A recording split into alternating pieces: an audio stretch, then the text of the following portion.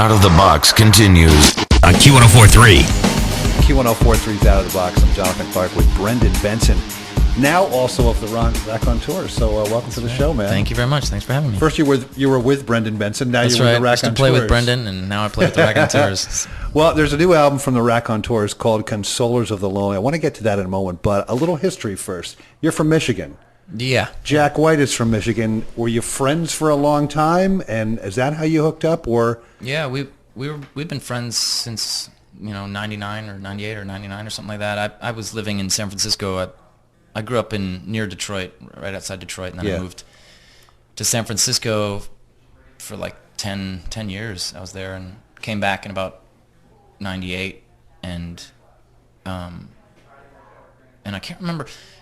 I saw the first White Stripe show. I just wandered into the first White Stripe show. I was just hanging out with some friends, and we went into the Gold Dollar there, and I just my mind was blown. I couldn't believe it.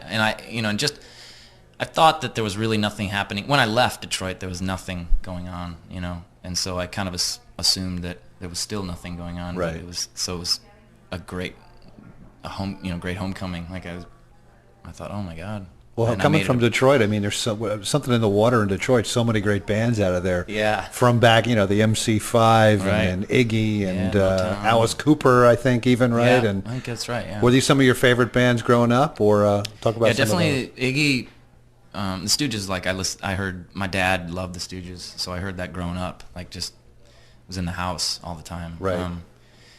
And then Alice Cooper I discovered kind of on my own later. He was a fan. My dad had a great taste in music. Right. He had a really cool record collection, and T-Rex and Bowie and Roxy Music and stuff like that. But yeah, and then I don't know what it is about Detroit. It's funny. I mean, it's kind of, you could maybe say the same thing about there's several other places I think that have that the same things happened. I don't know what that phenomenon is, or. And you saw the White Stripe show and just managed to hook up with Jack, and then you started writing songs, or? Yeah, I made it a point to get to meet him. I talked to a mutual friend of ours, and said I said, introduce me to this guy. I'd love to know his what his deal is, what his story is, and this is going back, right? This is like before they sort of really blew up. Oh, right? Yeah. They were. He was doing mostly. He had. I think they had put out a single, "Sugar Never Tasted So Good" or something like that. But he was doing mostly kind of covers, old blues songs, and then he did ISIS. I remember him doing ISIS, and that sealed the deal for me. I'm like, all right, this guy's cool. Well, speaking of songs, I believe this might have been one of the first ones you and Jack wrote together, "Steady as She Goes." Talk about that song for us really quick. Well, that was a song I had kind of kicking around, and I didn't have any lyrics for it. I had the first two lines. I had, find yourself a girl, settle down, live a simple life in a simple town.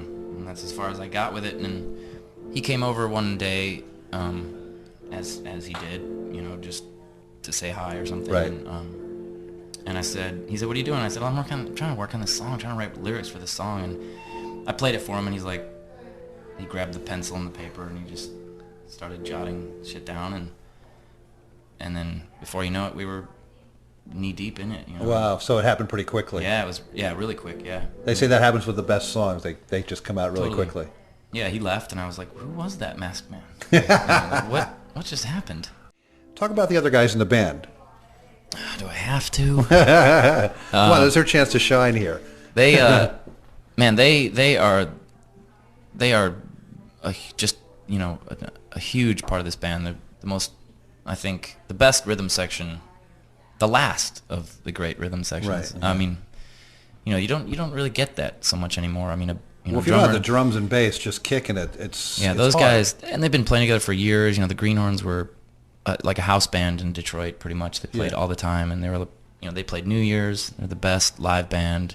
It's so fun, and so I feel just honored every time I get on stage. Like I feel that, that excitement, that thrill, just it's nice to have them looking at them, as the support system totally, there, right? Yeah.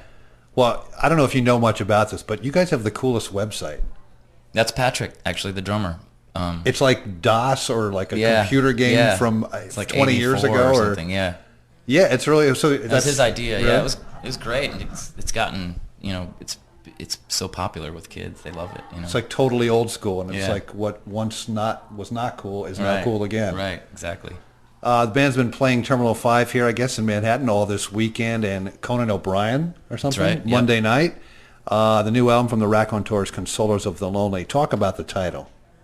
Let's see. Jack and I were working on a song, I think, writing, and I said, "What's that?" I said, "What's that expression, that credo or that motto that the postman has, like the, you know, neither rain nor sleet nor dead of night, something like that." I couldn't remember how it went, and so he looked it up, and we found just a, you know, all these others that are apparently scrawled on, or, you know, written on the I think the walls, maybe on the outside of the post office, and, you know, the main post office in, where is it, DC? I don't know. Well, they got one there. They got one in New York, down by the Garden, which is huge. I don't know which. They have a lot of those same. Yeah, it might have been that one. Yeah. Right, so one of them, I guess, has all these credos, and one of them, you know, some others were like, they were all great, man. It was like a gold mine of stuff. It's like oh man, I'll have to edit this in Pro Tools. Hang on.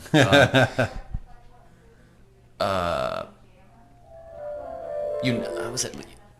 Oh, Bond of the Scattered Family. I just, you know, of course I'm blanking now, but anyhow, one of them was Consoler of the Lonely. Right.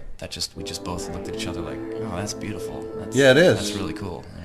Oh, well, talk about the recording and release process, because I read that you guys recorded this album, and then you finished recording like on a Thursday, and then you released it on a Monday or a Friday. Yeah. Which is, kind of cool and sort of precedent setting in a way, you know? Yeah. Yeah, I was, you know, that was Jack's idea. He wanted, I think he just wanted to do away with the whole, you know, kind of Hollywood pre-promotion. Yeah, where you know, it's all the importance is placed. There's so much importance placed on the first week of sales, you know, and so you do 3 months of lead-in time, they call it, you know, just a bunch of promo, and of course, so that first week will be huge. Right. Not sure what that, you know, in the end, I'm not sure what that means, but I think that's what we decided. Like, what does that mean? Who cares? You know, let's get the record out. I mean, and also just to put it out on every format at the same time. You know, so no one's gypped, no one has to wait, or no one is tricked into buying this and then they have to get, if they want the vinyl, they you know, buy that later or whatever. I mean, it was mainly done just for fans, music fans, people, us. You know what I mean? Like, and then the idea of just getting a record out as fast as humanly possible was kind of, that's cool. That's kind of the way they used to do it. Right. Yeah, and it seems to be sort of like the Radiohead with a free album online and things like that. There's a great song on here called "Old Enough" I want to play, but talk about the inspiration for that one, because when I was he the website guy? No, that's our tour manager, actually. Oh, okay. There's a great song on here called "Old Enough I Want to Play," and when I play it and when I listen to it, it reminds me so much of Blackwater from the Doobie Brothers and an old Traffic song. I don't know which one though, but those kind of two things. And I cannot stop singing this song "Old Enough." Oh, great. Well, good. Or playing it for that matter. But talk about that one. Let's see. Old enough. Let me think back now. Oh yeah, it was just last week, wasn't it? You look pretty in your fancy dress.